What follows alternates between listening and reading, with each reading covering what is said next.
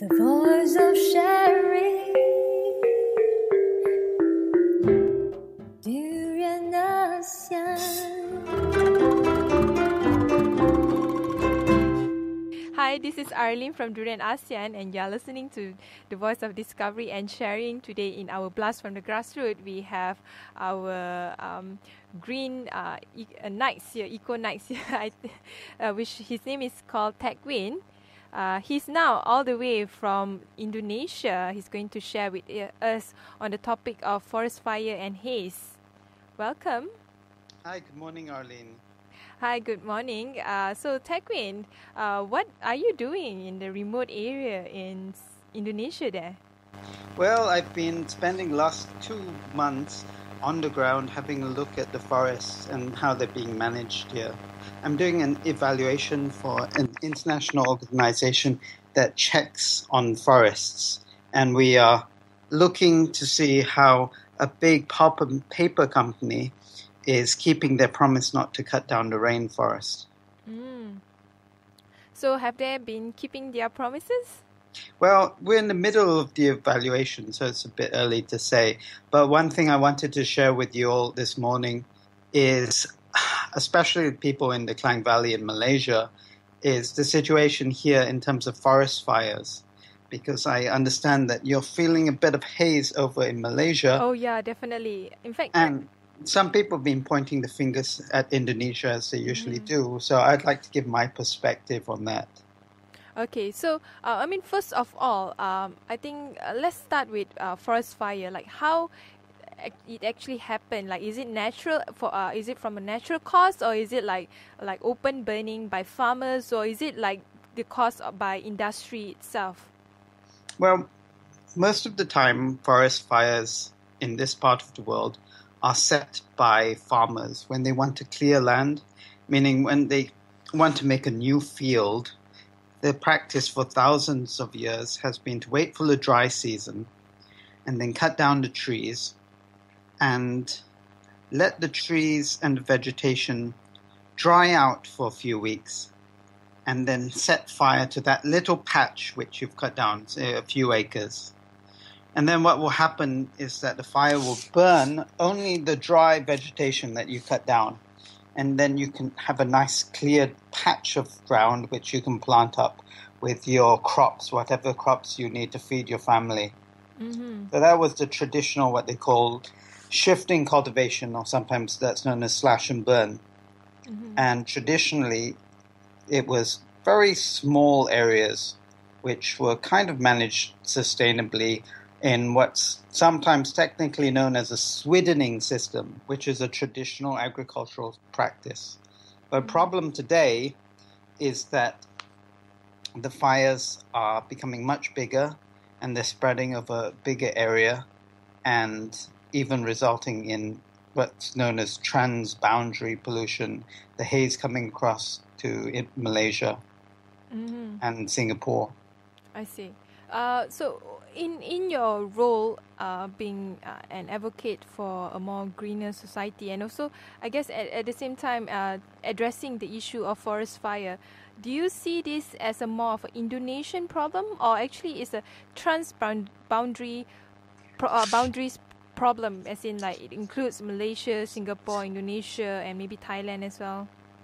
Well, it's certainly a regional problem in the sense that the haze, because of the wind, spreads around the whole region. And it's also an issue in Malaysia because we have burning forests and burning hot spots in Malaysia, not just in Indonesia. In fact, there's a forest fire mapping in this region, right? I think I've seen it before somewhere, and I think the northern part of Malaysia is where a lot of the open burnings happen. Am I right on that? Well, the open burning traditionally happened all over Malaysia. It's just that in the Klang Valley itself, in the built-up area, that you naturally don't see haze. What you see is cars and factories causing a lot of pollution. So we often forget that burning for agriculture is still taking place in Selangor, for example, in the area around Johan Setia, which is interesting because the soil there is what's known as peat soil. Mm-hmm. And during the dry season, this peat soil, which is full of organic matter such as dead leaves and dead wood that has been lying underground for, in some cases, thousands of years. So this peat dries up and it becomes really flammable. And so if a farmer lit a fire, that it could very easily go out of control if there was a combination of dry weather, hot conditions, and also wind that blew the fire into the neighboring areas. And so that happens quite a lot in Selangor as well as in the northern part of the peninsula, on the east coast in Pahang, as well as in Sabah and Sarawak. So it's really quite widespread. What about in Indonesia? How bad is the amount of open burning or forest fire? All right, well, it's really quite extensive. If you look at the latest hotspot maps, which are provided from the Haze website, the ASEAN Haze website, you'll see hundreds of hotspots on the island of Sumatra. Which is especially the Sumatra. West Peninsula. So that's where I am at the moment. I'm in the capital of the province of Riau. It's a town known as Pekanbaru. And here, surprisingly enough, the skies are blue. But in distance, we can see a lot of smoke, fires burning, and they're blowing in the direction of Malaysia. They're blowing east from here. So they're just bringing the smoke across the straits over to Malaysia. I'm just quite curious because a lot of people, they like to blame government-linked companies or huge MNC for causing this haze. But in your opinion, you're underground, you meet the farmers themselves. Are they like just normal farmers, burning their crops, preparing for the next season of plantation? Or it's actually the fault of these commodity crops owners where, these large companies, they just simply slash and burn without thinking of the environment? Well, it's a combination of the two. The large companies point the fingers at the smallholders, but the smallholders often are actually on land which has been allocated to the large companies. And sometimes they're encouraged by the large companies, and certainly not stopped by the large companies from burning and opening up the land. Now, one thing that I would make very clear is the fault of the large companies in this part of the world is the maintenance of these huge canals through the peatlands. And this makes the fires a lot worse because the large companies make these canals which drain the peat and mean the peat soil gets very dry. And so when the farmers would traditionally have opened up only a small area, the fire can spread much further. And that's not something that the smallholders can be blamed for in the fact that the fire spreads out of control, because if they had followed under their traditional practices, this would never have happened. It's because the large companies have drained the peat using huge canals. That means that the fires are so much bigger than they ever were before, to such an extent that the smoke comes across to Malaysia and Singapore and creates such a problem for us in Malaysia. But why it has been such a major problem, especially across, different countries in Southeast Asia compared to probably 10 years ago where it's actually mainly a non-issue. I mean, although in 1997, if I still remember when I was a kid, it happened one time, a huge haze problem. But now it becomes like a yearly event that, everyone look forward in, not really looking forward, but it will be something that everyone will be preparing themselves, buying the face masks and all that. Yeah, it's a good question. Well, the first point is that, 1997 was the worst in recorded history, worst incidence of haze. And part of the reason for that was there was this climate phenomenon that's known as El Nino, which made the dry season even more pronounced. But I would point out that if slightly older generations will remember that there was 1 or 2 years of haze in the 1980s, and I remember in 1992, that was the first time that I saw the haze really bad, and The first time? yeah, I wondered what it was. It was in 1992, and it was just we woke up for several months. The Klang Valley was blanketed in this haze, and no one seemed to know what it was. With all kinds of explanations given, and forest fires in Indonesia seemed like least plausible of the explanations. But it seemed, having been doing a lot of work on the ground, and now we have the satellite imagery that's regularly updated, we can see where the haze is coming from. And so it's not a mystery anymore where it's coming from. But the question that you posed of why it seems to be becoming more regular now, or maybe it's a combination of the El Nino phenomenon and also climate change. We know with that global warming and weather patterns generally making this whole region so much hotter. It's interesting that you bring out the. It's interesting that you bring out the word El Nino, because I think, if I'm not mistaken, I read somewhere that I think in Indonesia's news, if I'm not mistaken, where the NGO is urging the government to look forward into preparing the citizen towards the upcoming El Nino. But I don't think in Malaysia a lot of people are aware of it. But maybe you can explain what is exactly El Nino.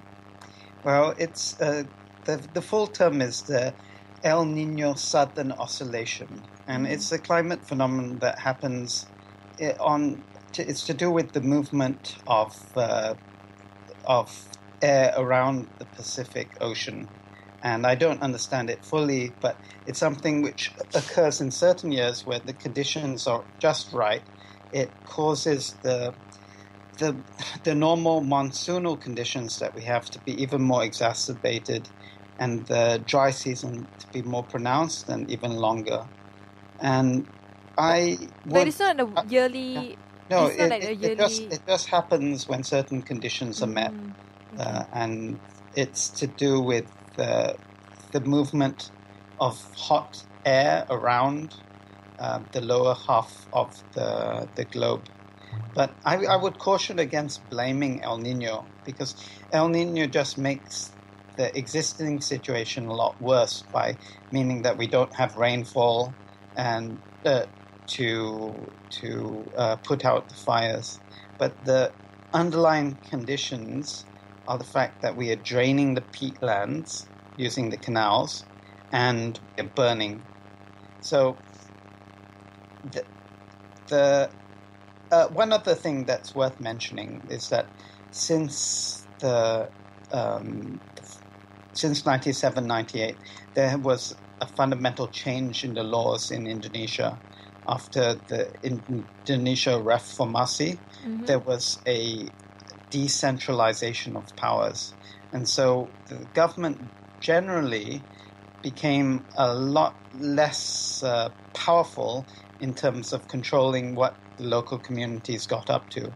And so one thing I saw yesterday morning, I took a helicopter ride from the north of Riau back to Pekanbaru, and we passed over some protected areas. There's this amazing peat swamp wildlife reserve called Kiam Siak Kecil.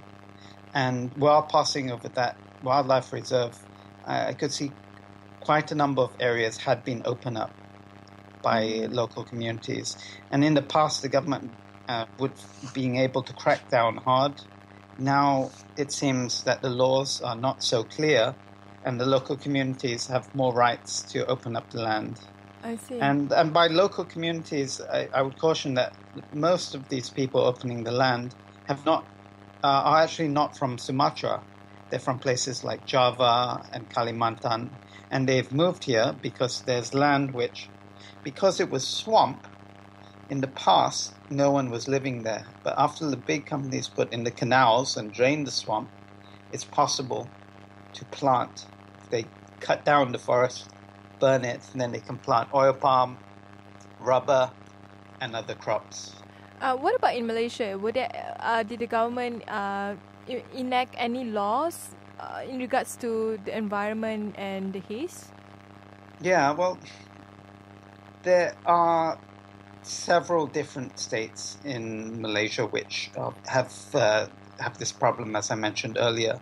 One state that's worth mentioning, since that you're based in the Klang Valley, is the state of Selangor, which has been working quite hard to fight the haze in the peat swamp areas. And one thing the Selangor government has done is that they've put a moratorium to stop logging inside the forest reserves, which is a good step. And the other thing that they have done is they have tried to stop the local communities from illegally setting up oil palm plantations on peat swamp forest inside the reserves. And they went to such an extent of going in and bulldozing over all of the illegal oil palms. And they're working with NGOs such as the Global Environment Center, Malaysian Nature Society, and others to try and convince the local communities not to plant on the peat soil, and also to manage the water better to stop the peat from drying out. But having said that, even in Selangor, there are large areas of what's known as state land, which over the last few years have been opened up for oil palm plantations. This is outside forest reserves, but it's still on peat swamp forest. And so this is really unfortunate, and it's certainly adding to the problem. Do you think the main reason this has been the haze and all that has become a yearly event that people dreaded too? Is it because of the rapid economic growth and development of each of the Southeast Asian countries? Yes, absolutely. It's a population growth, and the fact that we have so-called economic development has meant that people have in the kind of urban areas have increased their population to such an extent that they want to expand into areas which in the past were just under forest. And so this has meant that peat areas, which traditionally were not used because they were waterlogged, are being drained. And peat is interesting because it accumulates thousands of years of organic matter, which naturally would just be sitting there under the peat soil and acting as a carbon sink. But now the peatlands are being drained.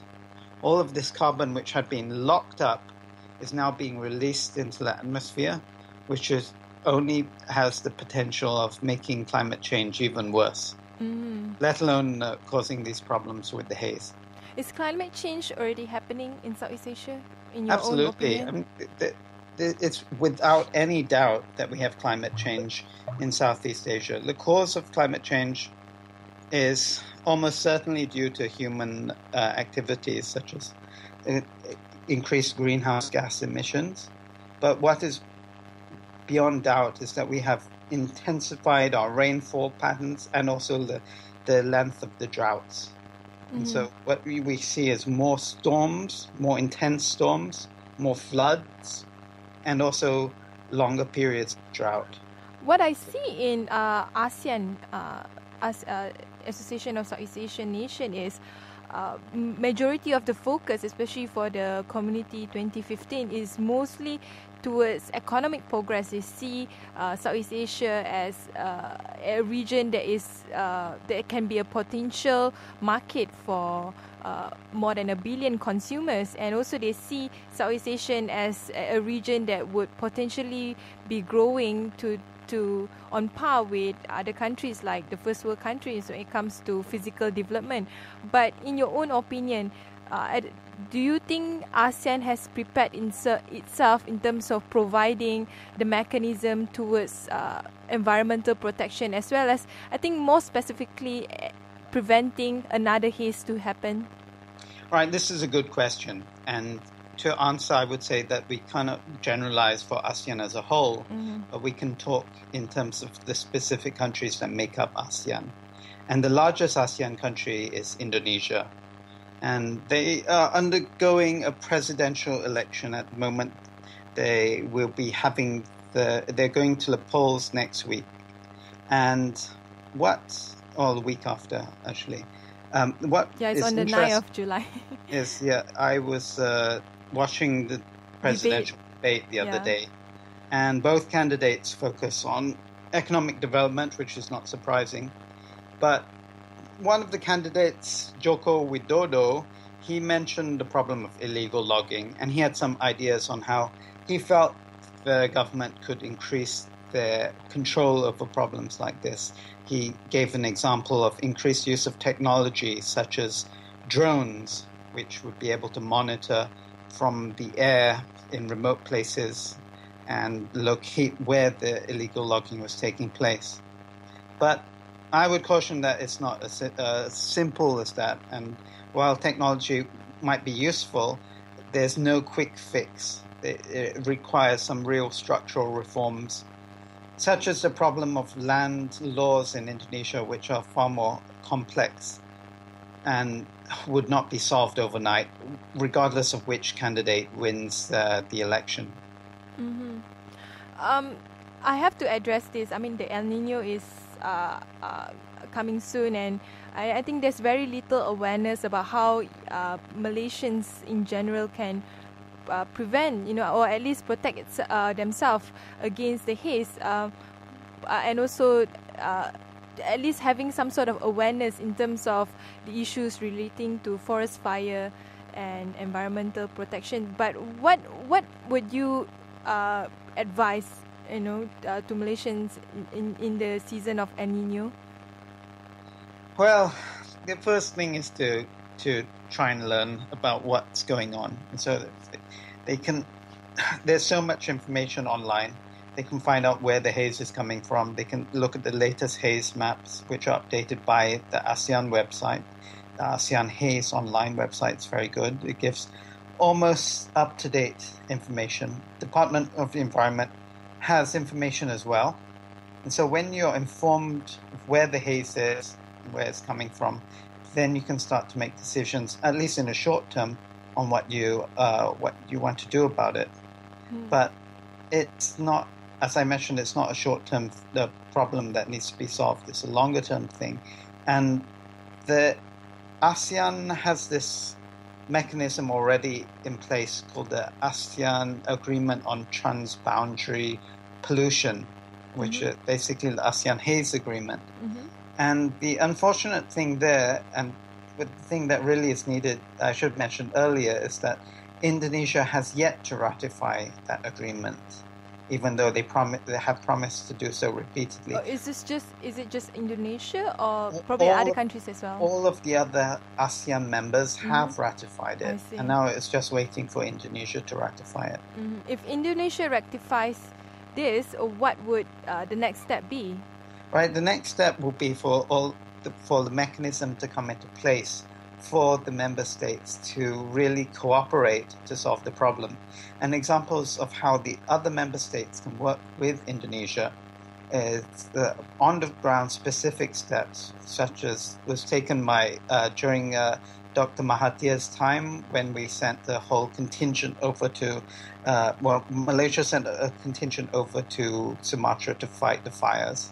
And something which I think is more important in the long term is actual legal mechanism to punish the large companies who are involved. And recently Singapore amended their law so that Singaporean companies can be penalized or taken to court if they are found to have been involved in haze activities in Indonesia. I think it would be a good step if Malaysia can follow that. And do we have any laws? No, at the moment we have it's called the Environment Protection Act. But the Environment Protection Act is seldom used for haze issues, and there's certainly no provision at present for the act to be used for offences that occur outside Malaysia. So that is something which we really should put in place. Another positive development is this roundtable for sustainable palm oil which is undergoing an assessment of all of its palm oil member companies, the plantation companies, to make sure that they take adequate steps to stop burning on their plantations. Thank you very much, Teck. Oh, you're welcome, Arlene.